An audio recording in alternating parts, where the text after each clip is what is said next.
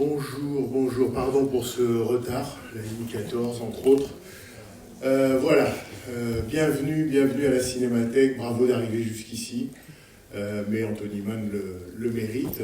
Cette rétrospective, donc, vous la suivez, et c'est tant mieux. Je pense qu'il y a de très belles copies, 35 mm, tout du long de cette rétrospective, et ça aussi, ça fait partie du plaisir de la découverte ou de la redécouverte de ces films, qu'ils soient en noir et blanc ou en couleur. Donc aujourd'hui, je suis un aventurier, The Far Country, un film produit en 1954. Évidemment, j'allais dire, bien qu'il n'a pas fait que des westerns avec James Stewart, mais celui-ci fait partie des 5 westerns qu'Anthony Mann a tourné avec James Stewart. Et évidemment, c'est cette dimension, entre autres, qui fait le prix du film. C'est fait partie de ces rares associations dans le cinéma qui produisent des effets absolument magiques et répétés, dans leur cas, répétés 5 fois. Voilà, c'est un peu de ça dont j'avais envie de vous parler après le film. Donc après le film, je vous proposerai des pistes de lecture, un début de vision du film. Si ça vous intéresse de rester, j'ai eu quelques informations, en tout cas quelques interprétations sur le film, puisqu'Anthony Mann est un cinéaste sur lequel on a un peu travaillé. Et puis, bien sûr, comme on a mis dans le programme que c'était un dialogue, pour éviter que ça tourne au soliloque, je m'efforcerai de vous donner la parole et ça me permettra aussi peut-être, je l'espère, de compléter certaines choses en fonction de vos réactions, de vos questions et de vos idées. Voilà, tout de suite on va voir le film. Qui le voit peut-être pour la première fois? Ouais, une petite moitié ou un quart. Bon, et bonne vision ou bonne revision, et peut-être à tout à l'heure pour en parler ensemble. Merci.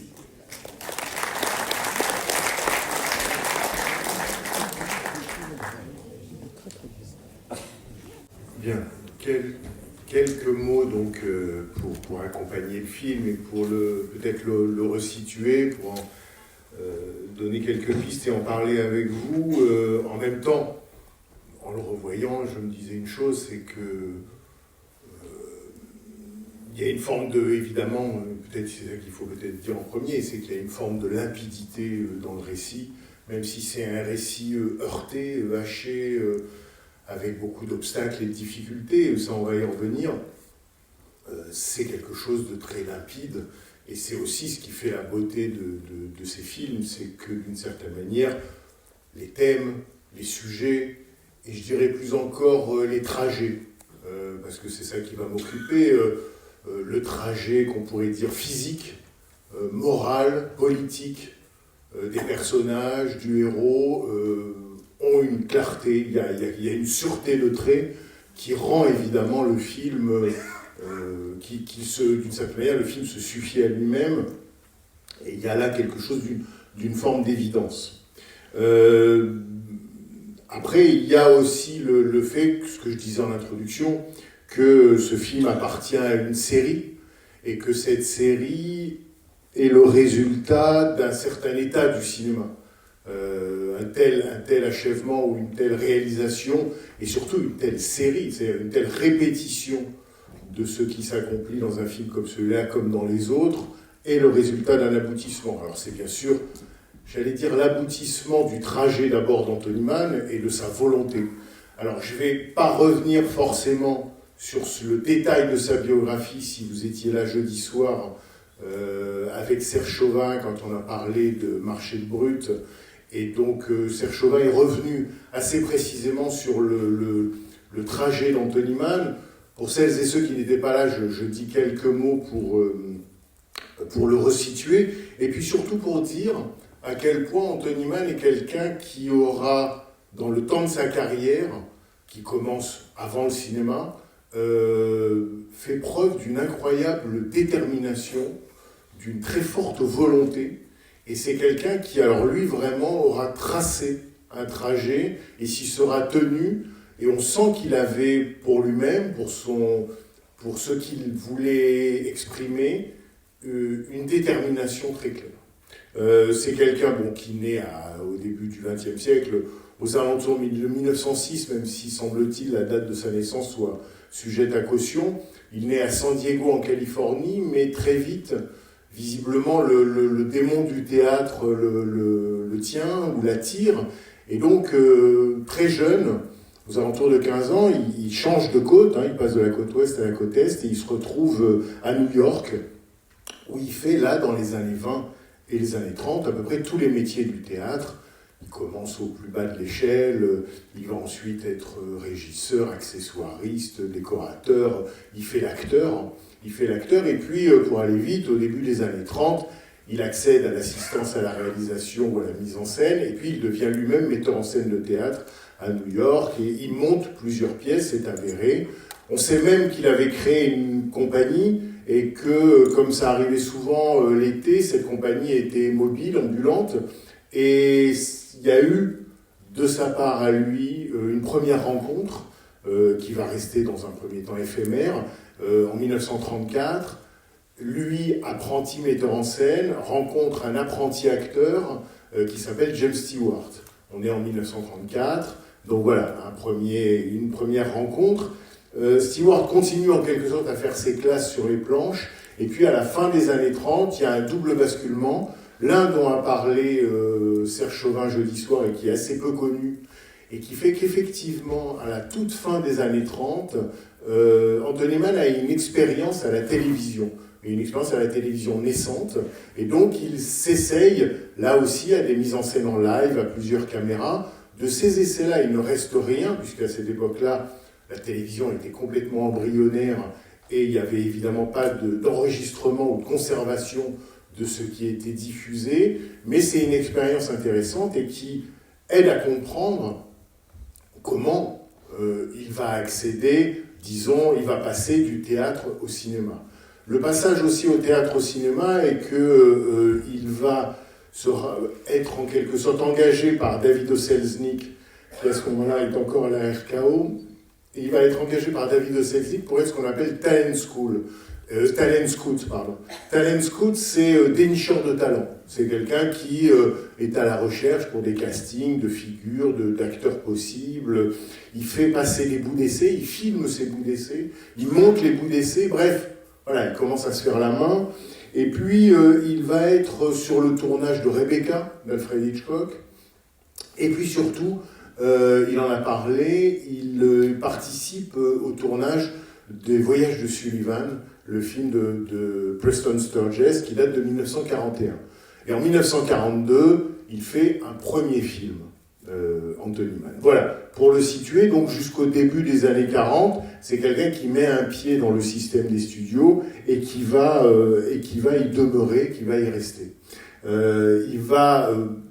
Quand je disais qu'il fait preuve de beaucoup de volonté, c'est qu'il commence au bas de l'échelle, il tourne des films qui font à peine 1 heure, c'est des tout petits budgets, et on voit bien que, comme on le disait au moment lorsqu'on avait fait la rétrospective Richard Fleischer, qui sont tout à fait contemporains, et ils se connaissaient l'un et l'autre, ils ont eu un projet en commun, c'est que quand on était dans les studios hollywoodiens, j'allais dire au bas de l'échelle, ou qu'on avait des petits budgets ou des budgets de série B, eh bien quand on avait du talent et de l'ambition, on essayait de se servir de ces petits budgets ou de ces formes contraintes pour se faire remarquer, c'est-à-dire non pas exécuter le film au sens classique du terme, mais avoir une singularité qui se verrait à l'écran. Et cette singularité permettrait d'être remarquée, soit dans le studio, soit par un autre studio, et comme ça, d'espérer monter en grade, gagner en budget, et avoir les moyens de ses ambitions un peu plus. C'est ce que Anthony Mann va faire, c'est-à-dire qu'il tourne dans les années 40 ce qu'on appelle aujourd'hui des films noirs, et qui, pour leur stylisation, pour leur brutalité, pour la qualité du noir et blanc, aidé par le directeur de la photo John Alton, se font remarquer. Et de fil en aiguille, d'une certaine manière, il va passer de petits studios, alors carrément, à la fin des années 40, il a l'occasion de tourner 3 films à la MGM, donc qui est vraiment une major, un grand studio. Il tourne là 3 films, et à partir de là, effectivement, d'une certaine manière, il ne descend plus l'échelle. Et en fait, c'est quelqu'un qui commence petit, qui travaille à grossir, les westerns des années 50 et les films des années 50 vont être vraiment la décennie de sa plénitude. Et puis, dans les années 60, on y reviendra avec Jean-François Roger la semaine prochaine, parce il suit aussi l'évolution du cinéma hollywoodien, il va tourner des super-productions, des péplums. Quand on a réfléchi à cette rétrospective avec Jean-François et qu'on avait pensé à inviter par exemple Serge Chauvin pour parler d'Anthony Mann, on s'était dit, bien sûr, il y a un découpage qu'on a respecté, qui est le film noir, le western, le péplum. Petit budget, bon budget, très gros budget. On voit bien qu'on peut raconter la carrière d'Anthony Mann à partir des genres qu'il a servis, qu'il a épousé, ou qu'il a relancé, ou qu'il a nourri, comme par exemple ici, bien sûr, le western. Mais on peut aussi découper cette carrière en film en noir et blanc, film en couleur, film en cinémascope. Il y a là aussi une histoire des formes qui s'écrit ou qui se réécrit ou qui se développe avec Anthony Mann. Et puis c'est une histoire des studios. Parce que donc Anthony Mann, je disais, la décennie des années 50, c'est sa grande décennie. À titre d'exemple et de comparaison, d'abord, dans les années 50, il fait 10 westerns.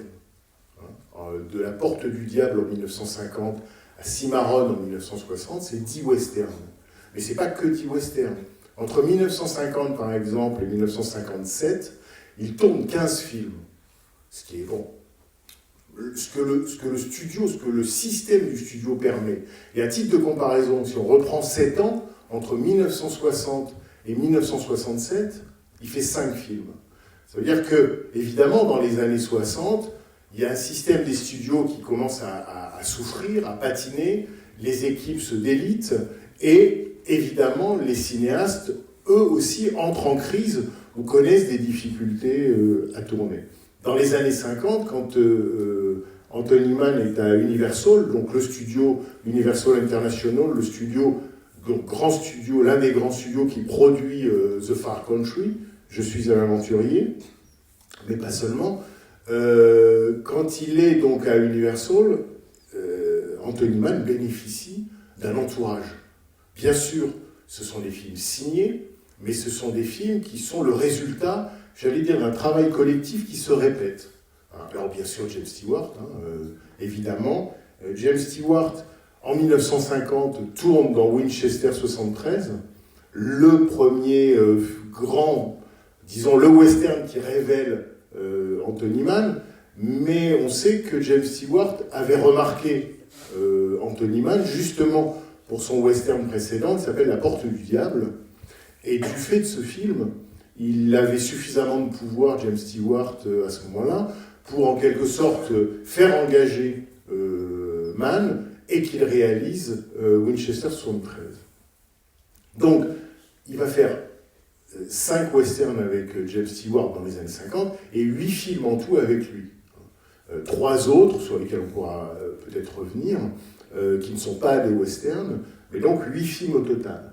Et puis, il y a un producteur à Universal qui s'appelle Aaron Rosenberg. Aaron Rosenberg, alors il faut dire peut-être aussi un mot de son patron à Universal. Il y a un responsable, il y a un directeur de studio qui s'appelle Edward Mull. Et Edward Mull, je le cite parce que d'abord il a une grande longévité à Universal, et c'est lui vraiment qui a incité le studio à généraliser le Technicolor. C'est lui qui a vraiment fait en sorte que le studio ose majoritairement la couleur. Et évidemment ici, donc le Technicolor, dont vous avez vu un exemple à l'écran, mais c'est vraiment lui qui assure ou qui pousse, économiquement parlant, à prendre le risque de cette mutation technique qui fait que de plus en plus les films vont vers la couleur et que le noir et blanc va devenir minoritaire, ou un choix délibéré, ou identifié comme une ambition arty, c'est-à-dire un choix de metteur en scène, une sorte d'auteur qui voudrait signer un film en noir et blanc. Donc la couleur se généralise. Et donc je disais, le directeur de production à ce moment-là, c'est Aaron Rosenberg, et j'y reviens, la couleur, ça va non seulement se généraliser dans le western, mais à Universal, par exemple, ça va se généraliser dans le mélodrame. Les films de Douglas Sirk, par exemple, pour ne prendre que l'exemple le plus flamboyant, vont bien sûr passer eux aussi du noir et blanc à la couleur. Et donc ce Aaron Rosenberg, il fait beaucoup de films, il produit beaucoup de films avec Stewart et avec Mann, et donc voilà, il forme une équipe. Mais il y a aussi le chef opérateur de ce film, William Daniels. William Daniels, c'est un vétéran du studio Universal, et c'est quelqu'un, comme John Alton pour Anthony Mann dans les années 40, qui signe ce noir et blanc incroyable des films noirs. William Daniels, c'est quelqu'un qui a commencé avec Stroheim. Donc non seulement c'est pas un genou, mais son premier film, en 1922, c'est Folie de femme. Donc ça veut dire que William Daniels, c'est quelqu'un qui a filmé plus d'une vingtaine de fois, dans plus d'une vingtaine de films, Greta Garbo. Mais c'est aussi quelqu'un qui, dans l'après-guerre, épouse les mutations de l'histoire tout court et de l'histoire du cinéma. C'est quelqu'un qui fait des films avec Jules Dassin, dont La Cité sans voile, donc une photo noir et blanc, un style un peu rugueux, des extérieurs. Voilà, ça compose aussi l'entourage de Mann et qui permet cet ensemble de films. Et puis, le scénariste. Le scénariste ici, c'est Borden Chase. Et Borden Chase, c'est quelqu'un d'important à ce moment-là, dans l'histoire du western, par exemple. C'est quelqu'un qui signera le scénario de Veracruz ou de L'homme qui n'a pas d'étoile. Mais surtout, c'est quelqu'un qui avait une très grande connaissance des histoires de l'Ouest, de l'histoire de l'Ouest, et ça c'est important. C'est quelqu'un qui aimait beaucoup représenter les affrontements masculins dans les films, et puis qui racontait des histoires d'itinérance, des histoires de trajet.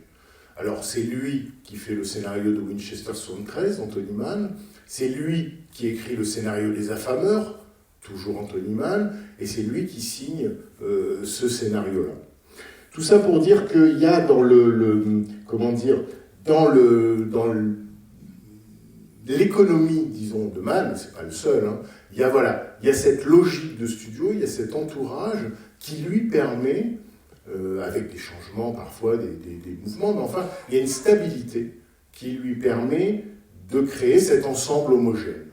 Et cette homogénéité, c'est ce qui frappe quand on voit, disons, pour prendre cela, les 5 westerns avec James Stewart, c'est qu'effectivement, les 5 films, entre 1950 et 1955, ils ont un air de famille, ils se ressemblent, il y a des points communs. Souvent, parmi les cinéphiles ou les spectateurs, chacun y va de son préféré des 5, mais c'est jamais le même. Et on se rend bien compte que d'une certaine manière, comme les 5 sont réussis et qu'il y a une forme d'interdépendance, on peut bien faire toutes les listes qu'on veut, ils sont pas indissociables, loin de là, mais ils forment un ensemble, et un ensemble comme on en voit peu dans le cinéma, comme peut-être les films de John Ford avec Wayne, ou peut-être ceux que Bud Pottinger a fait avec Randolph Scott. Il y a quelque chose là d'une union qui fonctionne.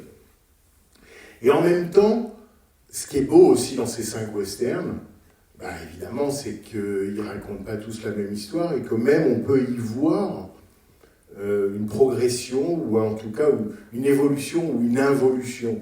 Il y a quelque chose qui se raconte à travers les 5. Alors les 5, c'est bien sûr Winchester 73 en 1950, Les Affameurs en 52, L'Appât en 53, Je suis un aventurier Far Country en 54, et puis L'Homme de la Plaine en 1955. Et j'ai insisté sur la ressemblance, mais on peut aussi insister sur les dissemblances. D'une certaine manière, entre guillemets, il n'y en a pas un comme l'autre. Par exemple, sur les 5, Winchester 73 est le seul en noir et blanc, les 4 autres sont en couleur. Sur les 5, L'Appât, qui est donc le 3e, est le seul qui se passe entièrement, totalement en extérieur. Toute l'histoire se déroule en extérieur réel, et ça, c'est tellement frappant dans ce film-là que ça le singularise. Et puis, on peut dire du dernier, L'Homme de la Plaine, je vais y revenir, que c'est le seul qui n'est pas un voyage, qui n'est pas un trajet, puisque quand l'homme de la plaine commence, le voyage est déjà fini, il est arrivé. Donc le film se déroule dans un petit espace, dans un petit, dans un réduit, et c'est comme si, dans ce dernier film, le voyage ne pouvait plus avoir lieu, il n'y avait plus d'espace dans lequel se déplacer. Et à ce propos, pour expliquer, parce que c'est là-dessus que je vais revenir, alors il y a encore une autre différence, mais qui est elle aussi très importante. Alors chaque western, chaque intrigue de ces 5 westerns est daté.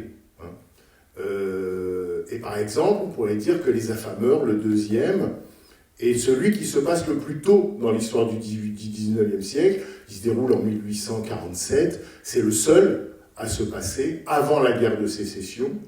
Tous les autres vont se dérouler entre 1860 et 1870, généralement après la guerre de sécession. Et puis il y a celui-ci aussi qui fait exception. Celui-ci il se déroule en 1896, qui est une date très très tardive dans l'histoire du western. C'est la toute fin du 19e siècle. Je vais y revenir parce que je crois que c'est très important. Et mais on voit bien que les westerns d'Anthony Mann, par exemple, sont à la fois très clairs du point de vue de la temporalité et très clairs du point de vue de l'espace. Ici, dans ce film-là, 1896, c'est donné d'emblée, et c'est une date dans l'histoire américaine qui compte, donc une période. Et puis, là aussi, le trajet tel qu'il peut encore se faire dans ce film est clairement identifié. Le héros arrive du Wyoming, il s'arrête à Seattle, il va aller à Skagway en Alaska, pour aller ensuite dans le Yukon au Canada, dans la ville de Dawson. Donc tout ça est dit et répété, il y a même des allers-retours, et toujours est-il que l'histoire et la géographie sont très claires dans un film comme celui-ci, parce que ça a son importance. Et puis quand je disais, ce qui les singularise, c'est que peut-être tous sont un trajet, sauf le dernier, l'homme de la plaine. Et j'avais trouvé une citation qui n'a rien à voir avec Anthony Mann, mais qui est absolument, me semble-t-il, aide à résumer ce que j'essaie de dire. En 1947, Raymond Queneau a écrit une préface à Bouvard et Pécuchet de Flaubert. Et donc il a publié cette préface en 1947. Et voilà ce qu'il dit, qui à mon avis nous aide à nous repérer dans cette histoire de western nomade ou de western sédentaire. Voilà ce qu'écrit Raymond Queneau. La littérature commence avec Homère. Et toute grande œuvre est soit une Iliade, soit une Odyssée. Les Odyssées étant beaucoup plus nombreuses que les Iliades. Le Satyricon, la Divine Comédie, Pantagruel, Don Quichotte et naturellement Ulysse. Tous sont des Odyssées, c'est-à-dire des récits de temps plein. Des récits de temps plein, des films d'action, quoi. Les Iliades sont au contraire des recherches du temps perdu, le temps perdu devant Troie, sur une île déserte, donc allusion à Robinson Crusoe, ou chez les Guermantes, allusion à Proust et à la recherche. Donc voilà, le poème épique serait la matrice de la suite, de tous les récits humains, c'est-à-dire les poèmes épiques qui soient à la fois des Odyssées et des Iliades, des aventures et puis des sièges, des films de transhumance et puis des arrêts. Et le cinéma américain serait l'un des héritiers possibles de cette tradition narrative, de cet art du récit. André Bazin, et c'est pas un hasard, dans la préface d'un livre sur le western, écrivait le cinéma, et là, quand il disait le cinéma, pour lui, ça voulait clairement dire le cinéma américain, et encore plus le western. Le cinéma est désormais l'art spécifique de l'épopée. Donc on est passé de l'épopée homérique à l'épopée westernienne, et vous voyez bien que, ici, me semble-t-il, c'est de ça dont il s'agit. Alors, l'arithmétique de Raymond Queneau est respectée dans le cas d'Anthony Mann, puisque sur les 5 westerns, ben, il y a plus d'Odyssée que d'Iliade. Il y a une seule Iliade pour 4 Odyssées. La différence, c'est que chez Homère, ça commence par l'Iliade et ça continue par l'Odyssée. On peut dire que chez Anthony Mann, c'est l'inverse. Ça commence par des Odyssées et ça finit par une Iliade. Mais peut-être que cette inversion est une manière aussi d'épouser ou de rendre compte quelque chose qui a été fondateur aux États-Unis, c'est évidemment la conquête de l'Ouest. La conquête de l'Ouest, c'est donc d'abord une transhumance, on est d'abord dans une odyssée, on est d'abord dans un mouvement, et puis après, il y a une forme de sédentarisation. Pardon. Donc voilà, ce qui unit ces films-là, c'est cette question du trajet, indépendamment à la différence du dernier.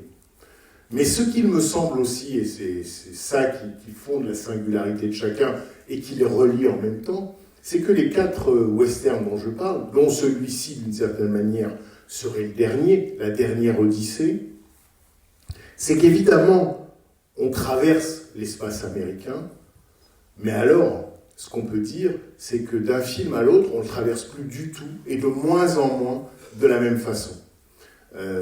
Si vous prenez Winchester 73, qui était le western préféré d'Anthony Mann, son western préféré, ben c'est son western préféré aussi parce que c'est son plus libre.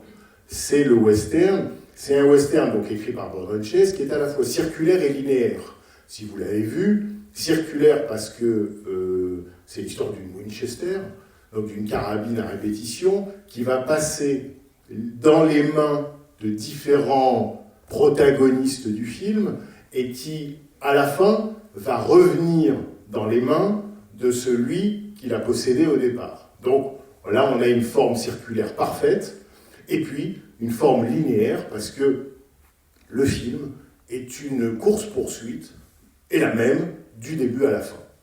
Un homme poursuit son frère au début et il le poursuivra jusqu'à la fin et jusqu'à ce que mort s'en suive. C'est-à-dire qu'on a, on a le cercle et le trait. Et là, dans cette linéarité-là, Winchester 73 s'en donne à cœur joie, on trace, on avance, on court, on galope, ça, c'est un film à ciel ouvert et à bride abattue. Il n'y a aucune entrave d'une certaine manière, et les entraves ou les obstacles sont comme naturels. On s'arrête pour faire boire les chevaux et pour se battre avec les Indiens. C'est comme si l'homme blanc, dans ce film-là, appartenait de plein pied à son espace et à son milieu, que comme le rocher, comme l'oiseau, comme l'Indien, comme le cours d'eau. Ou en tout cas, c'est ce que l'homme blanc veut se faire croire, puisque généralement, il impose cette loi à un coup de fusil. Je rappelle que Anthony Mann n'idéalise pas l'espace qu'il traverse, puisque c'est celui qui a réalisé, avant Winchester 73, La Porte du Diable, qui est quand même, au tout début des années 50, une anomalie, produite par la MGM en plus, qui était un studio plutôt conservateur, une anomalie en ce sens que c'est un western ouvertement pro-indien, et un western qui met les points sur les i, et je dirais presque plus que La Flèche brisée, avec James Stewart, la même année, le film de Daniel Daves. Donc La Porte du Diable est vraiment un plaidoyer pro-domo pour les Indiens, et justement la question de qu'a-t-on fait de cet espace indien ?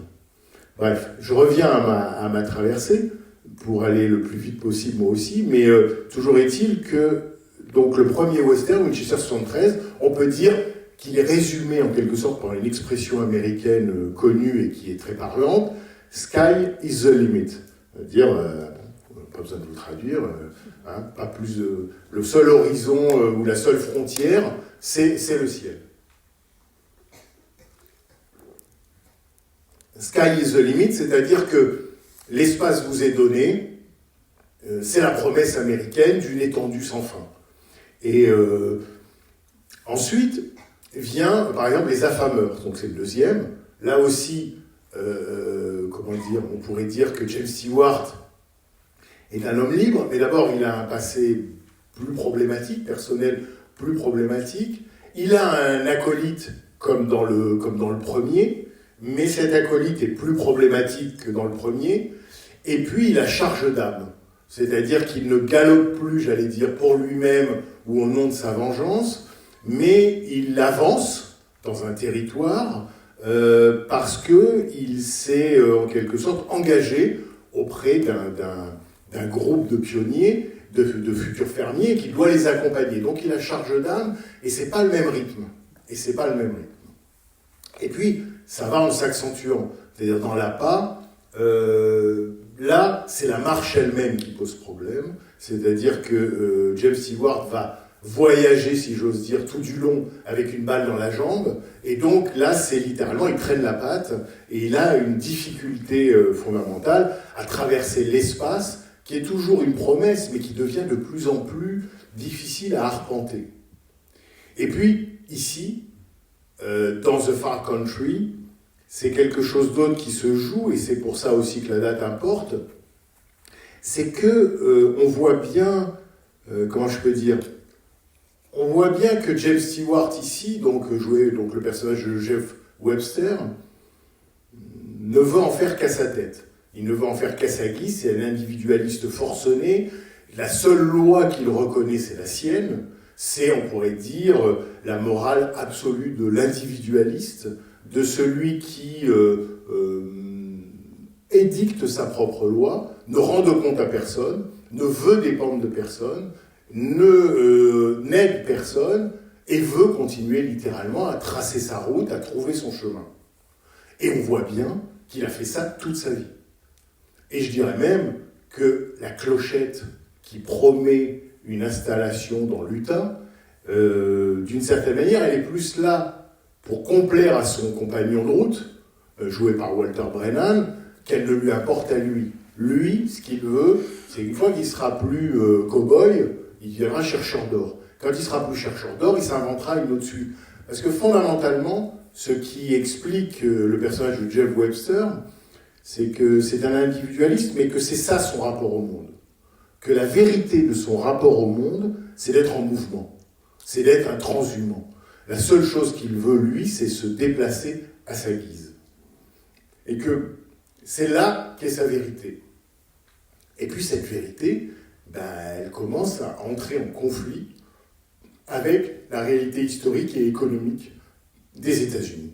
C'est-à-dire qu'on voit bien dans le film que le monde dans lequel lui a vécu a muté, est en train de muter sous ses yeux ou sous nos yeux. Comme il dit, je commence à comprendre beaucoup de choses. Et ce qui mute, c'est évidemment l'économie. Et l'économie, ce film en est plein. Il n'est question que de ça. Dans ce film, tout a un prix, tout a une valeur. On connaît même le prix des marches qui mènent à la potence. Quand on monte une potence, on sait qu'une marche, elle coûte $12. La soupe à Seattle, elle est à $5. Donc on a un cours sur l'inflation, on a un cours sur la hausse des prix, sur, bien évidemment, les exactions, les raquettes, bref, comment l'économie se met en ordre de marche pour faire profit, et faire profit sur le dos des uns et des autres, avec des situations de monopole, avec des postes de douane, avec des frontières, avec des taxes à payer, avec des... Bon. Et on voit bien que ce capitalisme naissant, il est expansionniste. Et que les boomtowns ou les cattle towns qu'on trouve à Seattle, elles se reproduisent à Skagway, et elles sont en train de se reproduire à Dawson.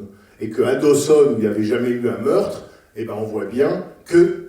Et puis le déplacement de Gannon, joué par John McEntire, dit que d'une certaine manière, ce mouvement-là est en marche, que rien ne l'arrêtera, c'est le nôtre, c'est celui qu'on connaît et qui commence là, et que, de toute évidence, la petite concurrence qu'on voit à Dawson, là, les deux saloons qui se font concurrence, on voit bien que le petit va être écrasé par le gros, que le monopole va s'imposer, bref, vous avez compris.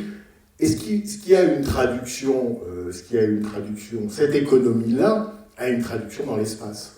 Et cette traduction dans l'espace, c'est que quand on est James Stewart, donc un personnage d'un film d'Anthony Mann, et qu'on arrive de Winchester 73, et qu'on se demande comment on va continuer à avancer en homme libre dans le paysage ou dans l'espace, parce que cet espace forme un tout avec soi-même, et bien cet espace devient littéralement introuvable.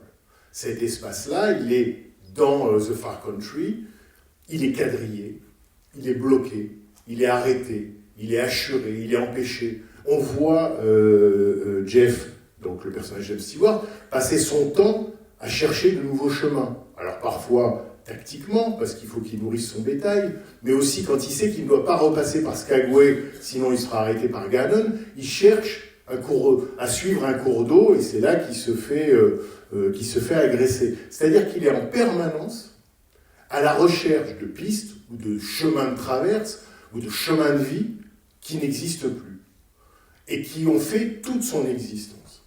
Et c'est ça qui mute, et c'est ça qui évolue, et c'est ça qui est aussi très beau dans le film, c'est aussi en ça que les westerns d'Anthony Mann ne se ressemblent pas, et semblent au contraire écrire une histoire de l'espace. Une histoire de l'espace qui est fondamentale, parce que cette histoire de l'espace, elle est consubstantielle des héros et du western, elle est même consubstantielle du western d'Anthony Mann. Je vous lis très rapidement un extrait d'un texte d'André Bazin, où il évoque Anthony Mann, et il parle de ses westerns. Et il dit ceci: dans la plupart des westerns, et même des meilleurs, ceux de Ford par exemple, le paysage est un cadre expressionniste où viennent s'inscrire les trajectoires humaines. Chez Anthony Mann, c'est un milieu. L'air même ne s'y sépare pas de la terre et de l'eau. Comme Cézanne qui le voulait peindre, Anthony Mann veut nous faire sentir l'espace aérien, non comme un contenant géométrique, un vide de l'horizon à l'horizon, mais comme la qualité concrète de l'espace. Cette qualité concrète de l'espace, cet air qu'on respire, eh ben on le respire de plus en plus difficilement à fur et à mesure qu'on avance dans les westerns de Mann. C'est pas le même air dans Winchester 73 que dans The Far Country. Et c'est pas le même air parce que c'est pas la même air, AIRE. C'est pas la même air, c'est pas le même espace. Et là où on manque d'air, c'est parce que l'espace se rétrécit et qu'il devient peau de chagrin. Peau de chagrin jusqu'à être la cuvette dans laquelle se déroule l'homme de la plaine. Donc il y a un problème, qu'on pourrait dire moral ou politique pour le héros mannien, c'est que là où il voudrait continuer à être, j'allais dire, en liberté, liberté individuelle, mais en liberté dans un espace qui serait un milieu, cet espace se rétrécit, disparaît, et l'air littéralement lui manque. Et ça lui manque à la fois, comme je disais, en tant que liberté individuelle, c'est-à-dire rapport au monde, et dans les westerns de Mann, d'une certaine manière, il y a deux solutions pour le héros. Soit il plie, soit il rompt. Soit il se brise parce qu'il refuse de s'adapter, soit il s'adapte. Mais alors à ce moment-là, il s'adapte et c'est comme dans le film. Il s'adapte et vous voyez bien que dans le film, pour ce qui est de l'histoire d'amour, James Stewart, il n'est pas amoureux de Freckleface, la rouquine, celle jouée par Corinne Calvet. Tout le film, il la prend pour une gamine. C'est dans le dernier plan qu'elle se retrouve dans ses bras, il a l'air surpris, et que peut-être là, il réalise que, ah oui, il y a une femme. Mais lui, celle qui lui plaît, celle pour laquelle il est sexuellement attiré, parce qu'il la reconnaît, j'allais dire, comme son égal, voire son égo, au sens EGO, c'est-à-dire la même que lui, c'est l'autre, c'est Rhonda, c'est Ruth Roman, c'est-à-dire que là, oui, il y a une attirance, là, il y a un désir. Ce désir, il est obligé d'y renoncer, parce qu'il doit renoncer à la forme même de son désir. Et cette forme même de son désir, elle s'exprime aussi, et ça vaut pour plusieurs films d'Anthony Mann, pour ces hommes qui tout d'un coup deviennent anachroniques, c'est le rapport à la nature, le rapport justement au milieu. Là, on a revu, c'était quand à l'ouverture, on a revu Les Affameurs. Et il y a un moment génial dans Les Affameurs où les pionniers, là, ceux qui avancent avec leur caravane, font un cercle, c'est l'heure de la nuit tombe, on lave les chemises et on prépare à manger. Et puis, l'un des personnages dit « Oh, comme c'est beau ces oiseaux qu'on entend ». Et en fait, ce n'est pas des oiseaux, ce sont des signaux indiens qui témoignent d'une menace.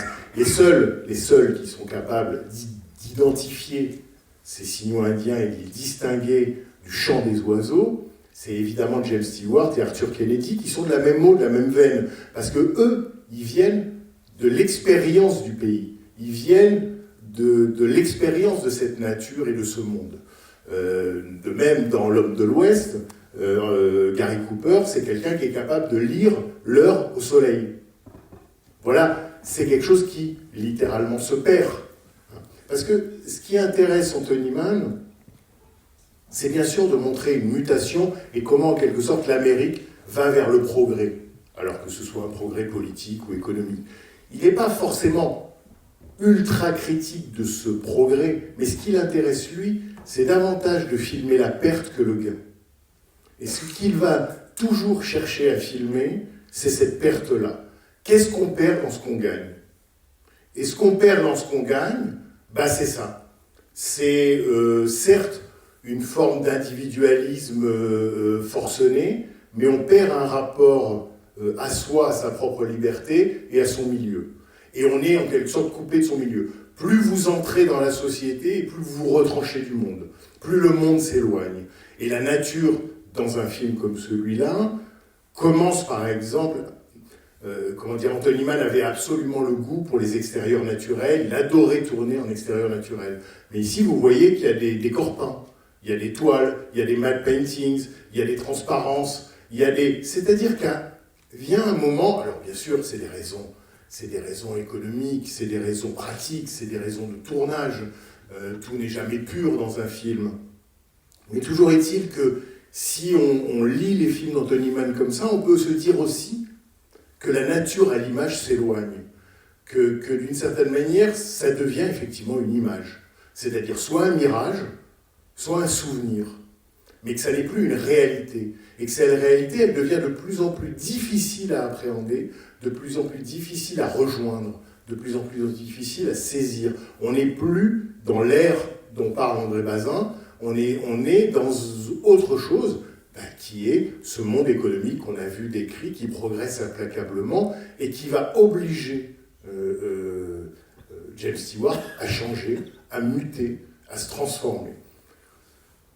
Pour ne pas parler trop longtemps, je dis encore 2-3 petites choses par rapport à cette mutation-là.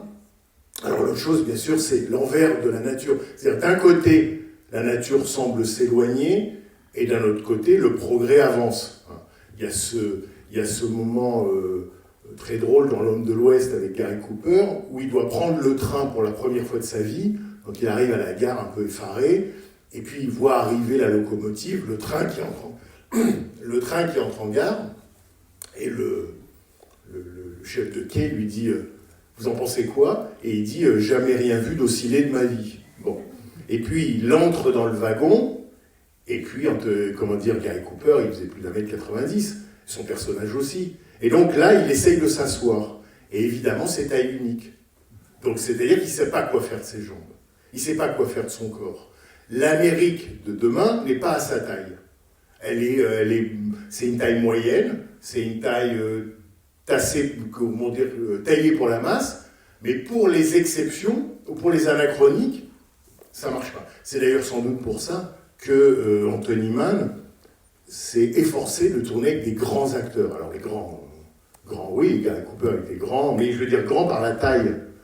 Henry Fonda, Victor Mature, James Stewart, Gary Cooper, font tous plus d'1m90. C'est des corps, c'est des présences. Et tout d'un coup, ou peu à peu, je ne sais pas ce qu'il faut dire, on voit qu'ils ont un problème pour tenir dans le cadre. Et que ce cadre-là n'est plus le bon. Donc, je vous disais l'exemple du train, mais il y a un moment dans L'Homme de la Plaine où James Stewart entre dans une maison et manque avec la tête de se cogner au chambranle de la porte. Et c'est pas tout à fait perceptible, c'est là, c'est dans le plan. On le voit, si on veut le voir, enfin si on le remarque.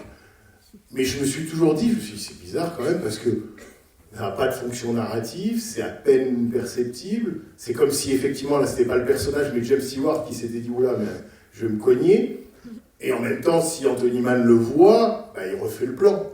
Et il dit « Bon, on va éliminer ça, et tu feras attention, et tu passeras ». Mais non, il garde ça. Alors moi, ça me plaît, il garde ça. Il garde ça parce qu'effectivement, c'est la peau de chagrin, c'est le rétrécissement de l'espace. On va vers quelque chose qui diminue. Et c'est ça que je trouve magnifique dans les westerns d'Anthony Mann, c'est que d'une certaine manière, il raconte, en prenant à l'aube, au début, à la genèse, une évolution historico-économique des États-Unis pour la tenir et la mener dans les années 50, 1950, américaines. C'est-à-dire que d'une certaine manière, les westerns nous parlent, et parlaient aux spectateurs américains des années 50, de leur réalité, de ce qu'était l'Amérique des années 50, c'est-à-dire à la fois l'Amérique d'Eisenhower, et j'allais dire l'Amérique de McCarthy. Donc l'Amérique d'Eisenhower, c'est-à-dire une Amérique de la prospérité, une Amérique aussi de l'amnésie, mais en tout cas de la prospérité, ce qu'on appelle l'American Way of Life, la démocratie pour tous, ou en tout cas la consommation pour tous, et donc un nivellement ou un arrangement de la situation sociale qui fait que pour les exceptions ou pour les individualistes forcenés, il n'y a plus de place, il n'y a plus d'espace. Je dis ça parce que je pense que d'une certaine manière, la conséquence de ce que Anthony Mann initie dans ses westerns, donc dans ses films historiques, la conséquence historique de ça, on la voit, mais on la voit dans les films d'Anthony Mann d'avant. C'est-à-dire que les films d'avant sont la conséquence de ce qu'il a raconté dans les westerns, c'est les films noirs. Et les films noirs d'Anthony Mann, qui sont donc faits avant les westerns, mais qui viennent historiquement après, c'est des films qui se situent dans l'après-guerre, et ces films noirs, c'est la conséquence sur l'espace américain. C'est les films, alors là où le noir et blanc de John Alton, mais littéralement le noir mange le plan, les personnages se battent dans l'obscurité, où ils se battent dans des placards, où ils se battent dans des caissons, où ils se battent au sol, bref. On ne se bat jamais en plein air, on ne se bat jamais dans un espace donné, on se bat dans l'espace qui reste. Et cet espace qui reste, c'est évidemment la conséquence d'une évolution historico-économique dont, à mon avis, The Far Country est l'exemple le plus probant, le plus flagrant, parce que c'est son sujet. C'est son sujet que de mettre en mouvement ou en sujet la question économique. Comment la question économique et politique affecte les êtres et va les changer. Alors bien sûr, James Stewart, c'est un misanthrope, c'est un individualiste forcené, et contraint et forcé, il va devenir altruiste ou il va devenir humaniste. Personne ne conteste cette évolution, et les personnages qui l'entourent sont très sympathiques. Walter Brennan lui dit « Mais enfin, pourquoi tu vas aller chercher les amis ailleurs? Ils sont très bien ceux qu'on a ici. » Et c'est la vérité. Ils sont très bien et ils vont faire une très belle communauté. À la fin, ils l'entourent. À la fin, il est encerclé. À la fin, il ne s'en sortira pas. Mais il ne veut plus non plus s'en sortir parce qu'il accepte, encore une fois, pour ne pas rompre, pour ne pas tomber, il plie, il ploie et il se fait à la Nouvelle Amérique. Il se fait en quelque sorte, non pas au Nouveau Monde, mais au Nouveau Monde. Le Nouveau Monde qui est l'Amérique du XXe siècle. Et pour terminer, et que je m'arrête et que vous puissiez poser des questions ou intervenir, je voulais juste vous montrer un court extrait d'un autre film d'Anthony Mann, et qui illustre, j'en ferai un tout petit commentaire après, mais qui illustre ce que j'essayais de vous dire sur l'évolution de l'espace dans les films d'Anthony Mann, et comment, d'une certaine manière, on trouve dans les films noirs la conséquence politique de ce que les westerns ont initié. Et ce film, ça s'appelle Le Grand Attentat, The Tall Target, qui est un film de 1951, et qui raconte une tentative d'assassinat sur la personne d'Abraham Lincoln, là aussi un grand bonhomme, dans un train, au moment où il va à son investiture. Donc on est avant le début de la guerre de sécession, une tentative d'assassinat, bref, ça se déroule dans un train. Pas besoin de beaucoup plus d'explications que de savoir cette situation historique, mais c'est un film donc qui est pas exactement un western et qui lui aussi se situe à un moment politique, historique très important. Voilà, on regarde l'extrait pour conclure avec ce petit soliloque et après je vais vous dire.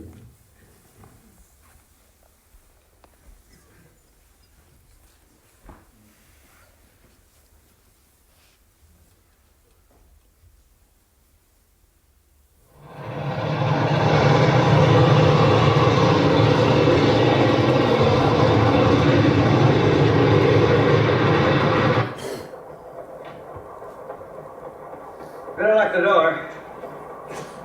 That's snow, by God. Well, it doesn't surprise me none. I've had a feeling of rheumatism in my leg all evening. Are you tired? A little bit. Well, you better catch a nap. I'll sit up. Thanks, Colonel. Well, never could sleep in a train myself. Might as well make ourselves comfortable.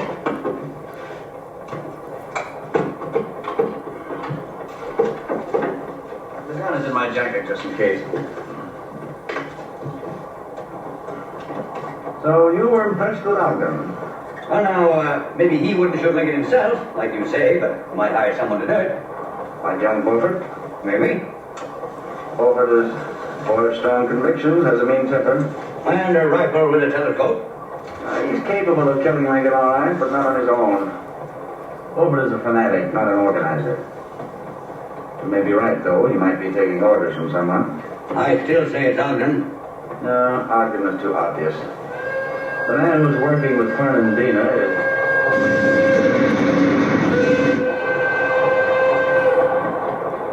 I started to say, the man we want is smoother.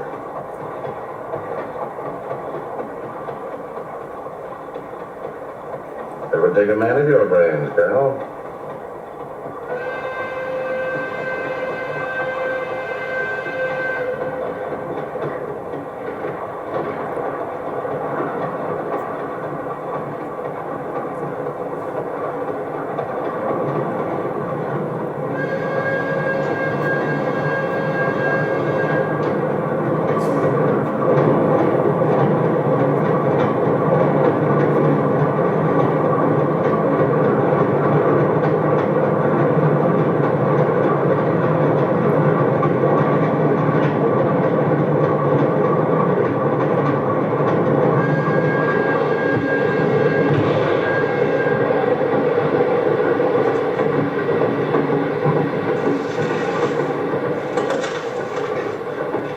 The lead on the cartridge. I told you I wasn't much of a hand with the fireman. You were back there. Shouldn't have saved your life. You shot Wild in the stain because you couldn't see, but you had nothing to lose. If you didn't get me, you would at least keep your own man from talking. You overplayed your hand, Colonel. Well, you're smarter than I took you to be. I never underestimated you.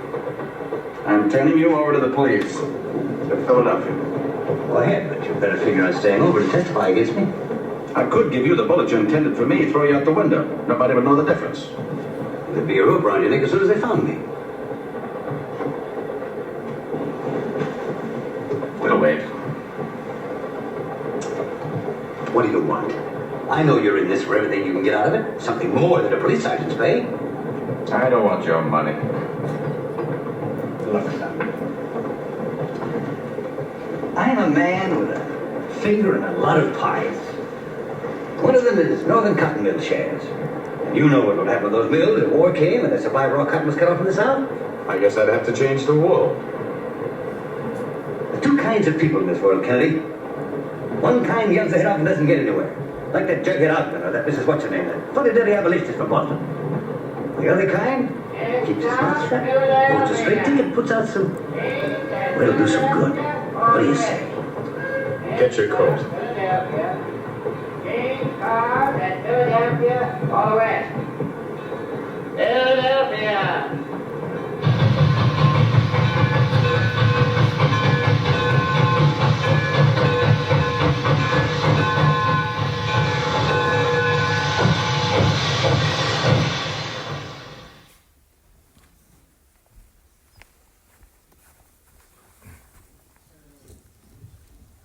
Voilà, je vais vous montrer cet extrait parce que vous voyez, tout se déroule dans un caisson. Tout se déroule dans un compartiment très exigu, à la fois magnifié et limité par les contre-plongées. Le plafond est tout de suite là. Je pense à un autre film d'Anthony Mann qui s'appelle Le Livre Noir et qui se déroule dans la France de Robespierre et qui est filmé comme un film de gangster. Et c'est le film le plus bas de plafond que vous pouvez voir. Quand ils sont dans les pièces, le plafond touche leur tête. Là, c'est pareil.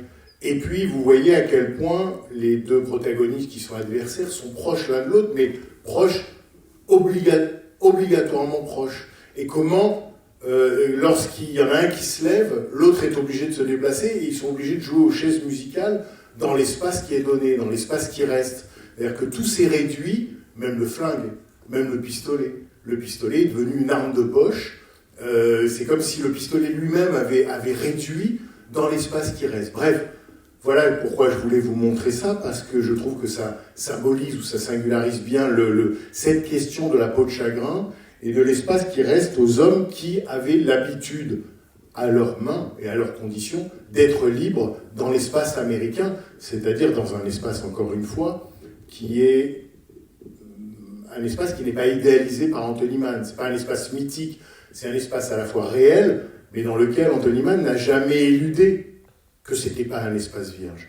Et quand je vous disais que la date du film, la date de l'intrigue était importante, 1896, j'ai oublié de vous dire que c'est important parce que en 1890, donc 6 ans avant le début de l'histoire à laquelle on insiste, le bureau du recensement américain a déclaré ce qu'on appelait la frontière, a déclaré la frontière avec un grand F comme close, c'est-à-dire qu'on considérait que l'espace américain qui était disponible à la conquête, soi-disant, que cet espace était clos et que la frontière n'existait plus. Et que la frontière, c'était la théorie d'une population en mouvement qui allait gagner sur ce qu'on appelait le wilderness, c'est-à-dire l'espace supposément sauvage, donc supposément vacant, et donc supposément colonisable. Cet espace-là, c'est celui de la conquête de l'Ouest, et celui qui a été théorisé dans ces années-là, puisqu'en 1893, le fameux Frederick Jackson Turner, qui était historien, a théorisé cette question de la frontière, parce qu'il disait que plus que la guerre de la révolution du XVIIIe siècle, ou plus que l'esclavage, ou plus que ce qui avait fondé le caractère américain, c'était justement la conquête, cette avancée dans le territoire, et que le caractère américain, cet individualisme forcené, s'était constitué parce qu'il fallait survivre, il fallait s'adapter, il fallait imaginer, il fallait inventer, il fallait faire avec les moyens du bord, et avec ça faire une vie. Il y avait une phrase de Turner qui évoque bien le personnage de Jeff Webster, le personnage de James Stewart dans The Far Country. Voilà ce qu'écrivait Jackson Turner dans son livre de 1893, enfin dans sa conférence de 1893 sur la frontière américaine. Entre autres, il dit, à propos de l'homme de la frontière, sa tendance est antisociale, hostile à tout contrôle, et spécialement à tout contrôle direct. Le collecteur d'impôts est considéré comme un représentant de l'oppression. Bon. Ça pourrait être effectivement à la fois la définition du personnage de James Stewart, cet individualiste forcené, et c'est ce qui lui arrive, c'est une ribambelle de collecteur d'impôts. Donc c'est bien cette Amérique-là qui est en train de muter. Et pour vraiment en terminer, pour vous dire à quel point la question de l'espace était cruciale pour Anthony Mann, c'est que bien évidemment c'est l'espace, c'est celui de ses films, c'est l'espace dont il dispose pour raconter ses histoires. J'allais presque dire que c'est l'espace qui est l'histoire des films d'Anthony Mann, mais c'est aussi parce qu'il a raconté plusieurs fois que pour être à l'abri des décisions des exécutifs du studio, plutôt que de tourner en studio justement, il préférait s'éloigner, mettre de la distance entre lui et eux, et aller tourner dans des espaces naturels, parce que comme ça, ils avaient moins de prise sur lui du fait de la distance et de l'éloignement. Et puis il disait, c'est tellement mieux, et ça on le voit dans Les Affameurs, c'est tellement mieux de tourner dans les espaces naturels, parce que comme ça, l'équipe technique et les acteurs se confrontent à quelque chose de vrai, vraiment dur, et ça se voit dans le plan. Et ça, dans Les Affameurs, on voit que personne ne fait semblant. On voit que tout le monde se coltine et qu'il n'y a pas de doublure, il n'y a pas de cascadeur, ou il n'y a pas de faux gestes. Tout a l'air vrai parce que tout se déroule dans un espace vrai. Et dans le pressbook de l'époque, produit, alors là, c'était un film à la Columbia, quand il fait L'Homme de la Plaine, le film donc, qui se déroule, donc, je vous disais, dans une cuvette, le pressbook à l'époque disait ceci,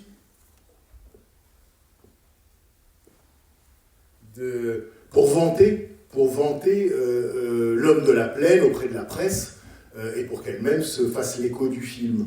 Et donc, ça donnait beaucoup de renseignements sur le film. Donc là, il s'agit de L'Homme de la Plaine, mais ça vous donnera une idée de ce que voulait dire un tournage en extérieur pour Anthony Mann. Pendant qu'il tournait pour la Columbia Pictures L'Homme de la Plaine, le réalisateur Anthony Mann est allé à la chasse aux extérieurs au pays des Indiens Pueblos. Trouvant irrésistibles les paysages spectaculaires du Nouveau-Mexique, Mann ajouta tous les jours de nouveaux décors en toile de fond. Prévu pour être tourné dans 6 extérieurs seulement, ce chiffre fut finalement porté à 18 sites, 2 d'entre eux à plus de 150 km de distance l'un de l'autre. Les 142 membres de l'équipe, acteurs et techniciens, furent logés à Santa Fe, Nouveau-Mexique, mais le tournage eut lieu bien loin des zones les plus fréquentées. Et encore ceci, en tournant dans 18 extérieurs situés dans un rayon de 150 km autour de Santa Fe, Nouveau-Mexique, l'équipe du film L'Homme de la Plaine remporta le record du kilométrage pour une unité de production en tournage. En 28 jours de travail, l'équipe a parcouru un total de 4754 km. Multiplié par les 18 véhicules transportant tout le personnel et l'équipement, cela donne un total de 85 572 km parcourus par la production pour Columbia Pictures. Voilà.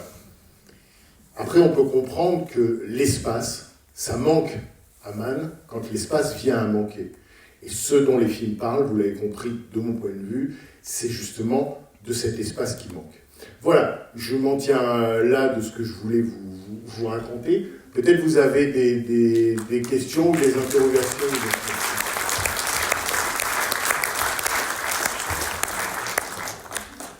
Oui.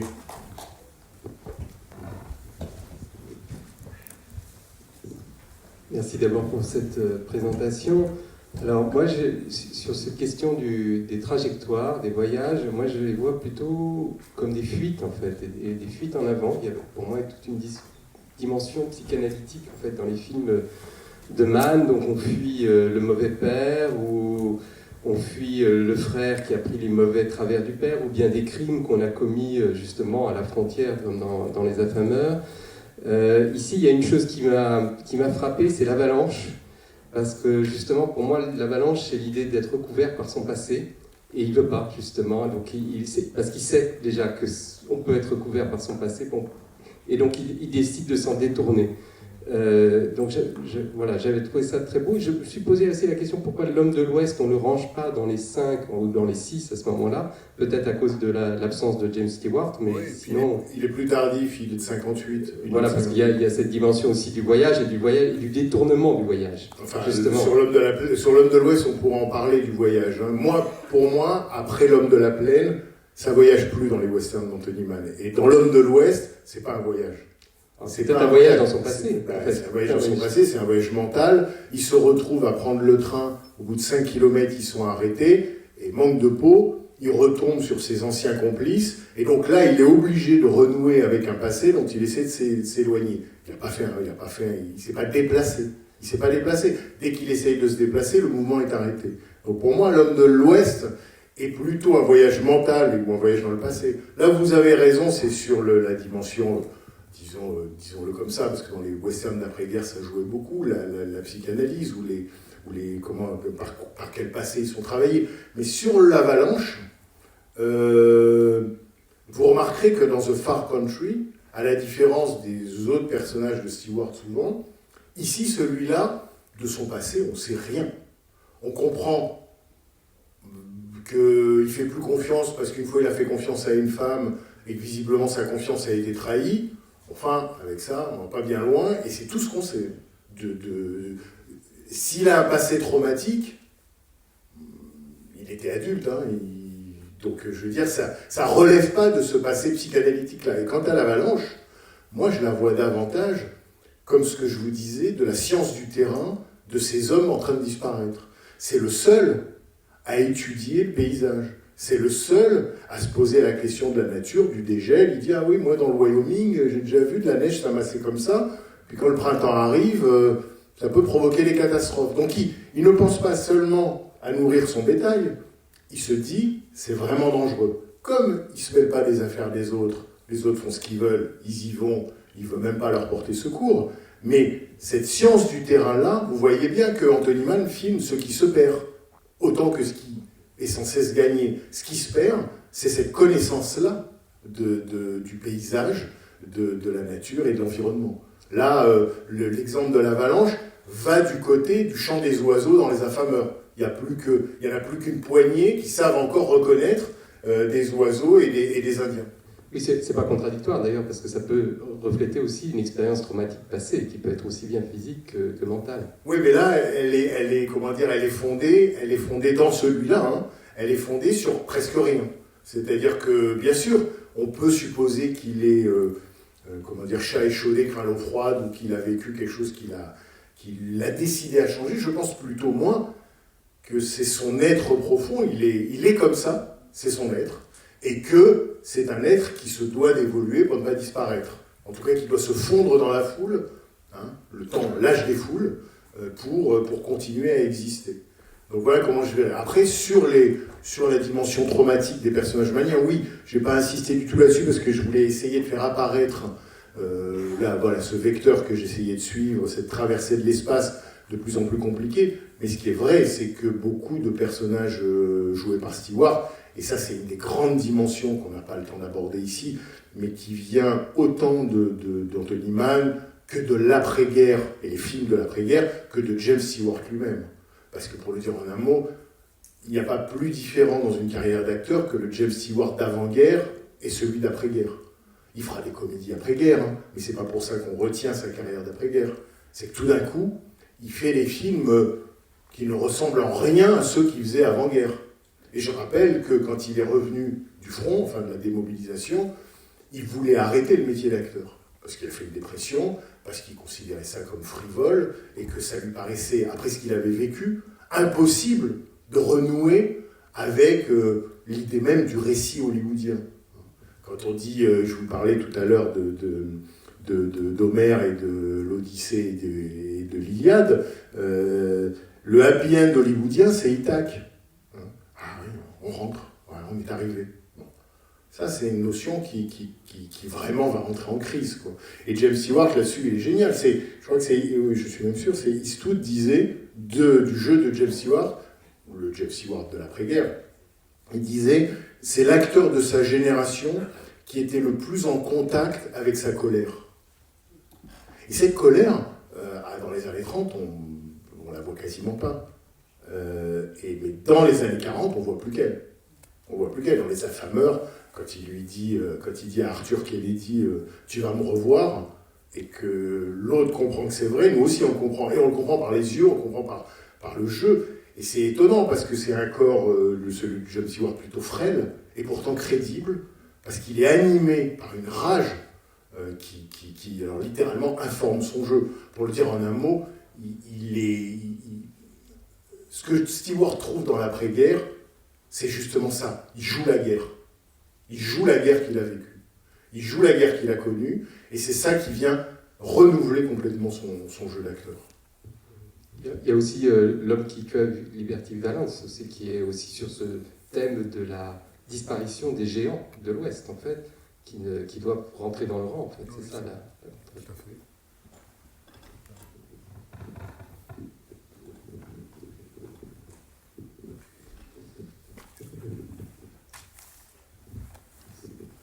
Oui, il y a deux choses. C'est un western sans indien, mais il y a quand même une voix indienne qui résonne.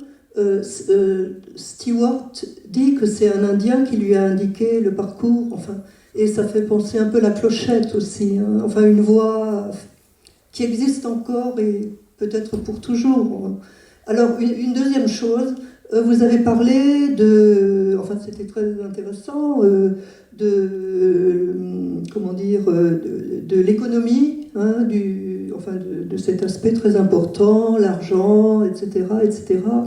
Vous avez parlé d'exaction aussi, le mot exaction, mais enfin il y a un mot que vous n'avez pas utilisé, c'est le droit.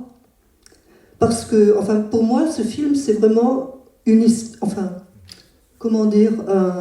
cours de droit, presque. Alors, je ne sais pas, parce que du début à la fin, on joue de la gâchette et de la corde. Hein, et en même temps, il y a ces papiers qu'on donne aux personnes qui... Pour enregistrer la concession. Voilà, c'est ça. Et pour ceux qui font... Enfin, pour les... C'est un élément... Enfin, les classes sociales, ceux qui dirigent, pour eux, ce sont que des chiffons de papier, hein, si je puis me permettre cette image. Plus encore, le Gannon, donc joué par McIntyre, lui, il sait à quel bureau il faut vraiment enregistrer sa concession pour qu'elle soit sa propriété. Alors que les autres, ils en sont à attendre qu'un jour on crée le bureau pour qu'ils puissent enregistrer. Et ils se font dépouiller et déposséder. Oui, c'est un saut en avant, mais qui revient à un recul. À chaque fois, on les tue, on les spolie, oui. Et... oui, alors, mais quand même, vers la fin, c'est le peuple, peut-on dire, hein, qui avance vers, qui rentre dans le bar, ou enfin, voilà, et ils sont armés, il me semble, hein, ils ont des fusils, et les femmes enfin, c'est une femme qui parle d'ailleurs, hein, mais enfin, ça m'a fait penser à un chœur brechtien dans ces pièces de théâtre politiques, hein, et révolutionnaires, voilà. Et je trouve que, j'arrête, cette histoire de droit, elle est toujours, je ne sais pas si ça correspond au droit aux États-Unis à ce moment de son histoire, hein, enfin de l'application du droit, je ne sais pas du tout, mais c'est quelque chose qui nous regarde aussi aujourd'hui. Les questions de droit, Europe, etc., et tout ça, enfin c'est très grave, et c'est très intéressant de mettre sur ce plan ce film et la réalité d'aujourd'hui aussi. D'une certaine façon, hein. Enfin, on ne s'entretue pas physiquement, mais il se passe des choses graves quand même. Je ne sais pas si ça répond, mais moi j'ai l'impression qu'ici, l'économique prime le droit. C'est-à-dire que l'économique, justement, se déploie dans sa férocité ou sa rapacité, se déploie parce que la loi n'est pas encore claire pour tous ou qu'elle est à géométrie variable. À Skagway, on voit bien que Gannon dit la loi c'est moi. À partir du moment où la loi c'est quelqu'un, l'état de droit n'est pas fondé. Et c'est dans j'allais dire que c'est dans ce vide-là que s'engouffre le capitalisme sauvage. Celui qui est à l'œuvre ici et qui fait feu de tout bois. Donc la loi, disons que le seul qui connaît la loi, c'est celui qui l'incarne pour la rapter. Hein, le seul qui sait où il faut vraiment enregistrer sa concession pour qu'elle soit valide, c'est Gannon. C'est-à-dire le pire des hommes de loi, celui qui littéralement se sert à tous les râteliers. Hein. Il joue aux cartes, la table devient courtroom, salle de justice. Là, il rend la justice, il dit « vous êtes acquitté, mais en revanche, le bétail, je le prends ». Bon, c'est n'importe quoi, c'est-à-dire que c'est vraiment la loi du plus fort. Alors voilà la loi qui s'impose. Ce que vous disiez aussi sur l'Indien, c'est-à-dire qu'effectivement les Indiens ici sont absents, mais c'est d'un Indien que James Stewart apprend qu'il y a peut-être un chemin près du cours d'eau, c'est-à-dire que c'est d'un Indien qu'on apprend encore la science du terrain, évidemment. Qui, avant les pionniers ou les James Stewart connaissant le terrain, connaissaient ce même terrain? Les Indiens. C'est-à-dire ce savoir-là, et qui a été privé de son espace pour être déporté et mis en réserve, dans des réserves, les Indiens. Qui a connu la paupérisation de son espace? Eux, historiquement, les premiers. Et c'est pour ça que le western d'Anthony Mann, La Porte du Diable, est crucial. C'est qu'il est la première pierre à toute discussion sur l'espace historique américain. Et là, les choses sont dites clairement. Donc oui, c'est presque essentiel, ou presque logique, ou naturel, que la formation lui vienne, apprend-on, par un Indien. Oui, moi, ce qui m'intéresse dans ce film, tout à l'heure, vous disiez justement que chacun a ses préférences, qui pour moi d'ailleurs sont changeantes, parce que jusqu'à aujourd'hui, c'était Bend of a River que je préférais, Les Affameurs que je préférais, et ayant revu The Far Country là, à l'instant que je n'avais pas vu depuis longtemps, je pense que c'est peut-être celui-là. Parce qu'il y a quelque chose d'original dans celui-ci aussi, c'est le changement de ton du film quand on va arriver à Dawson.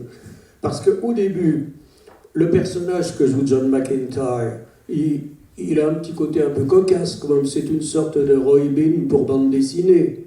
Il est un peu amusant. Et quand on arrive à Dawson... Mais il a quand même tué 2 hommes. Oui, d'accord. Mais même la scène de la pendaison, qui d'ailleurs n'a pas lieu, et c'est quand même quelque chose qui est présenté de façon, je dirais pas amusante, mais elle n'aura pas lieu aussi parce que le passage du bétail fait trembler son édifice. Donc, mais en tout cas, arrivé à Dawson, il n'est plus drôle du tout. Ça devient véritablement un personnage tragique. Et même, autre signe de ce changement, le personnage que joue Jesse Flippen, au début, il a l'air simplement du pochetron classique. Et après, il continue, quand arrivé à Dawson, il continue à boire, parce que là, il a subi cette humiliation. Donc lui aussi est entré dans le tragique. Je trouve que dans cette seconde partie, le film entre vraiment dans le tragique. Et il entre dans le tragique, pourquoi? Parce que c'est là qu'on rejoint l'histoire et l'affaire du droit dont parlait Madame. Bon, la date est importante dans ce que vous disiez, parce que justement, s'il n'y a pas d'Indiens, c'est que les guerres indiennes sont terminées depuis environ 5-6 ans à peu près, quand le film se passe. Mais en revanche, il y a le recul de la frontière, et le recul de la frontière, il ne devient véritablement en général définitif que lorsque ça se fait de façon institutionnelle, avec l'entrée de ces territoires dans l'Union. Et donc, avec l'entrée des territoires dans l'Union, il y a une application de l'état de droit. Or là, dans ces années-là, je crois que c'est important, parce que la plupart de ces États de l'Ouest viennent tout juste d'entrer dans l'Union. Le Utah ne l'est pas encore, d'ailleurs, à ma connaissance. Donc, ça, c'est important parce que la situation sur le plan du droit est encore extrêmement instable. Et ça, je crois que c'est une des caractéristiques intéressantes du film. Bon. Ceci dit, il y a aussi autre chose, juste un mot. Moi, j'aime beaucoup le film à cause de Walter Brennan. Walter Brennan est absolument merveilleux dans ce film. C'est un personnage oxien. Hein. Il amène là son personnage oxien. On a l'impression qu'il va utiliser face à James Stewart la réplique de Walter Brennan à John Wayne dans La Rivière Rouge, « You were wrong ». On a l'impression qu'il va nous la ressortir. Oui, il lui dit quasiment ça. Hein. Oui, il lui dit quasiment ça. Et vous avez raison d'insister sur Walter Brennan, donc l'acolyte de James Stewart, parce que ça dit bien aussi quand même, et ça je ne vais pas aller, les limites aussi de l'individualisme tel que Mann le représente dans le cadre du personnage de James Stewart. C'est bien beau de vouloir ne compter que sur soi, ne penser qu'à soi, ne prendre soin que de soi, et de se désintéresser des autres au nom de ses propres valeurs ou de son individualisme qui se confond avec sa liberté individuelle. Ça n'empêche que le personnage de James Stewart, il ne voyage pas sans son copain, ou il retrouve son copain. C'est-à-dire que cet individualisme-là, mené à son terme le plus mène aussi à la solitude et à des formes de désespoir, comme on le voit quand il est tout seul dans sa cabane. Bon, certes, il rumine sa vengeance, mais là, l'autre n'est plus là du tout. Et le plaisir que James Stewart a à mettre la pipe à la bouche à Walter Brennan dit bien la complicité, l'amitié qui existe entre eux. La clochette, c'est juste pour que son copain continue à croire qu'un jour, ils vont s'installer. C'est tout. Mais oui, moi je pense que Walter Brennan est là pour à la fois humaniser le personnage de Stewart et aussi pour montrer les limites de cet individualisme forcené. Après, sur les changements de genre dans le film, oui, c'est vrai, il y a un ton de comédie dans le film qui s'estompe, et que je repense au début à un ton de comédie qui me renvoie... j'aime beaucoup la scène où Rhonda, donc Rutherman, cache James Stewart dans son lit, parce que là, voilà, au moins c'est dit, au moins c'est direct, au moins c'est cru, au moins ça, on va... Voilà, où se sont-ils rencontrés pour la première fois? Dans un lit. Bon. L'attirance entre eux, elle est immédiate, c'est une donnée, et c'est un vrai désir sexuel. C'est ce désir-là qu'il va falloir polir, voire polisser. On va prendre une dernière question, peut-être que je ne me rends pas bien compte si... Oui, vous avez souligné que... Oui. Que donc les 5 films, le corpus avait des différences et des ressemblances. Moi j'ai une question sur ce que j'ai vu, donc L'homme de la plaine, celui d'après, c'est ça, si je ne dis pas de bêtises. Oui. Il n'y a pas longtemps, et j'ai remarqué que dans celui-ci, une des ressemblances et un des dialogues, c'était sur le motif de la main meurtrie.